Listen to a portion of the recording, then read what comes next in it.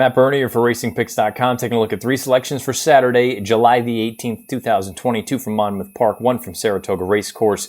It is Haskell Saturday down at Monmouth. Not going to look at the Haskell for either one of the selections, though. Race number 10 will kick things off.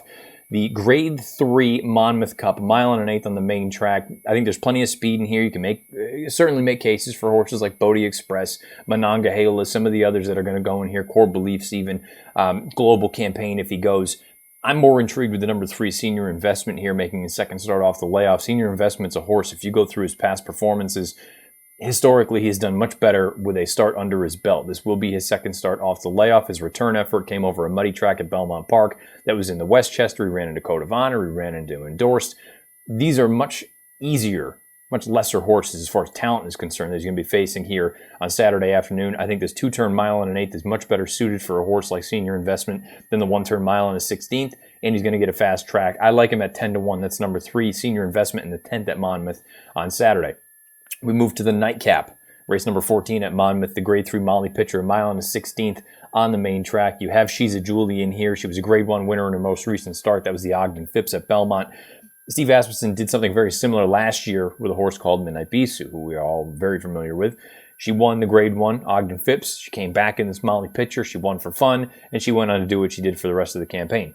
There's a world of difference in quality between She's a Julie and Midnight Bisou, and that's not a knock against She's a Julie. It's just we're not talking apples to apples. We're talking apples to oranges. I don't know that She's a Julie is absolutely unstoppable in here. I think Royal Flag is a horse you're going to need to keep an eye on. But my play of the day is going to be the horse breaking from the outside. That's the number 11, Horologist. She's 5-1 on the morning line. Now goes out for Bill Mott. Joe Bravo has them out. She's a perfect 4-for-4 at Monmouth Park. I loved her in the Santa Maria in her most recent start. She took a bad step rounding the far turn and was taken up and eased. I think you draw a line through that. The Apple Blossom, she was stopped cold at the top of the lane when it looked like she was going to make some sort of a threatening move. Then prior to that, you've got a really nice effort in her first start here as a 4-year-old in the Nellie Morse. I think there's a lot to like here with a horse like Horologist. She has that sort of home track advantage where this is clearly where she does her best running. Yeah, the outside draw is not ideal, but I think Bravo is going to be able to work something out. She's 5-1 on the morning line. My play today, number 11, Horologist in the 14th at Monmouth Park, on Saturday afternoon, the Grade 3 Molly Pitcher. Now we go upstate to Saratoga. 3-year-old fillies, 1.125, the Grade 1 Coaching Club American Oaks. I've never been a huge fan of Tonalist Shape. I don't know why. It just, for whatever reason, I've just never really loved her. I think she can win this race, but I don't think she has any edge to deserve to be 9-5 in the morning line or be the price that she's going to become post time. I just think she's a fine filly, and that's about it. The other girls in here have defeated Suspect Company. You can really poke holes in almost all of them. I'm going to still kind of stay faithful to Antoinette. And I think there's a scenario where you look at it and say, look, they went back to the grass with her most recently. That's where she started her career.